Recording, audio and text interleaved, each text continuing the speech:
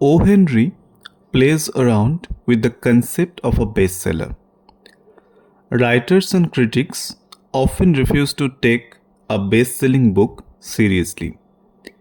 They doubt its literary merit and feel that writers of such bestsellers aren't that brilliant, and they use certain populist elements to boost the sale of the book. There is another complaint against the bestsellers. The intellectuals believe that such books aren't that realistic.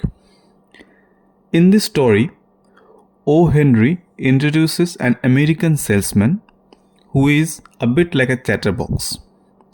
He has all the airs of an overconfident, know-all salesman.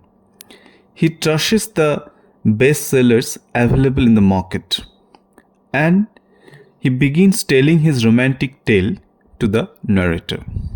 As he tells the story, the readers realize that his wooing of the colonel's daughter is no less than a bestseller.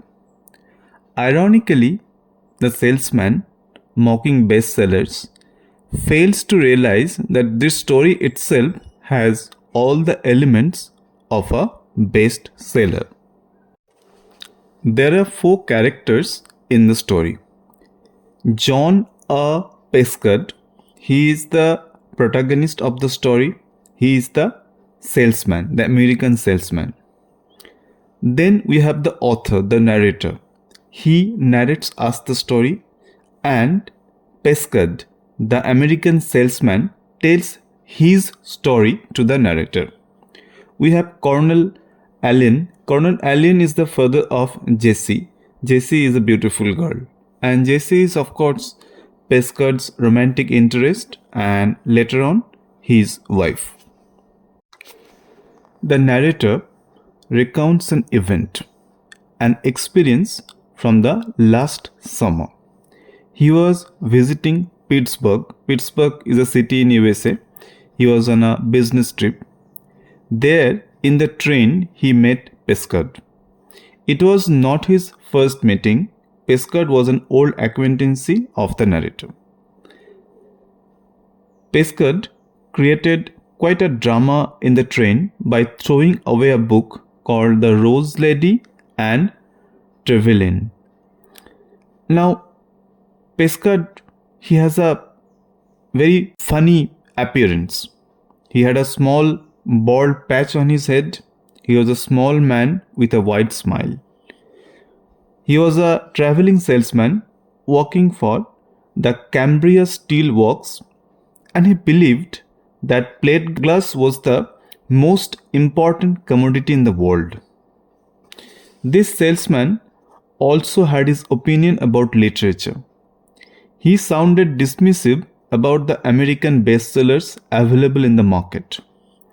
Pescud had his reasons to dislike such novels.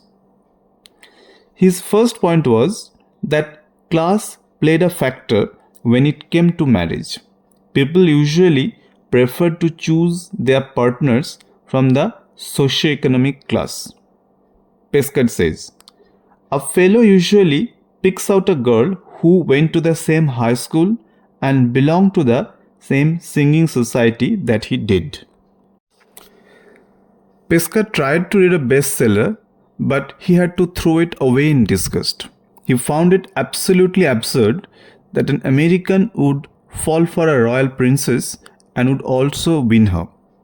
According to Pescud, such a plot defied the basic logic. Pescud was also fed up with the long romantic conversation used in such novels. Fair enough, because Pescud was a salesman and he had little time for such nonsense. O.Henry gives Pescud a typical American character. He is self-important. He loves to talk and doesn't mind boasting his professional success. He got a raise, bought a real estate, and the firm was going to sell him some shares of stock. His life was on an ascending curve. At one point, the narrator was fed up with the chatter of Pescud and wanted to know about his personal life. This gave Pescud an opportunity to flex. He began telling how he managed to win Jessie. Despite Pescud declining it, his story was full of drama and sounded much like the bestseller Pescud hated. Pescud began narrating the author what had happened 18 months ago. Pescud was on his way to Cincinnati. On the train, he spotted a young woman and was immediately smitten with her. Imagine, the girl must have been strikingly beautiful because Pescud, the ultimate plate glass man, forgot his business and started following her. She changed cars, bought tickets, not knowing that Pescud was following her. At least that's what we believed. As they reached a village, Pescud saw an elderly person coming to the station to receive her. Pescud needed more information about the girl, so he found a hotel in the village. The name of the hotel is Bayview House, and got gossiping with the landlord because Pescud was a salesman and he knew the art of conversation, a Dale Carnegie in making, you can say. He found that the girl was the daughter of Colonel Allen. They were wealthy and well known in Virginia. Despite the obvious difference in station, Pescud refused to give up. He struck a conversation with a young woman, Jessie, and discovered that the girl also spotted him in the train. She was aware all the way that Pescud was actually following her. The girl Jessie boasted about the lineage of the family. She also informed that her father was the lineal descendant of the belted earls. That means they came from a very famous family. Yet the next day, Pescud went to meet Jessie's father. It was a risky business, but Pescud was desperate. He asked for a chance. He promised to leave if Jessie didn't find him interesting. Colonel Allen didn't unleash his foxhound, nor did he throw Pescud out of the window. In fact, Colonel seemed to like Pescud. Pescud's story came to an abrupt end as the train reached Coketown. Before getting off, Pescud matter-of-factly told the narrator that he married Jessie 1 year ago. As the story ends, the narrator addressed Pescud as Trevelyan. Trevelyan is the guy who was the hero of the bestseller which Pescud threw away. By this, the narrator suggests that Pescud is no less than the hero of a bestseller.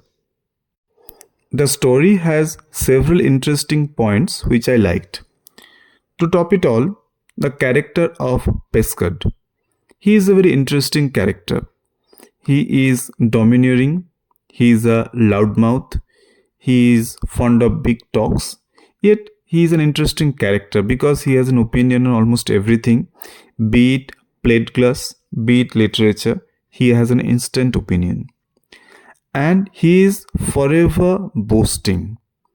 And if you look at his dialogues, his manners are typical of the American salesman. And if you notice him properly, he reflects the optimism of the American people, the great American dream. The great American dream is a concept which tells you, actually it developed in the early 20th century, that if you work hard enough, you can make it big. And Pescud is a reflection, is a representative of that philosophy. So Pescud is good in that way. And the next part is the love story of Pescud. Pescud himself says that he has no patience for such improbable love stories where the hero is of modest means and the heroine belongs to a completely different class. He has no patience, no interest in such love stories. But Pescud doesn't know that his story, his real life story is very much like that. So we might understand that we shouldn't always question the authenticity of a story. Something sometimes might look very strange to us, but that might be the exact case in real life as well. As they say, truth is stranger than fiction.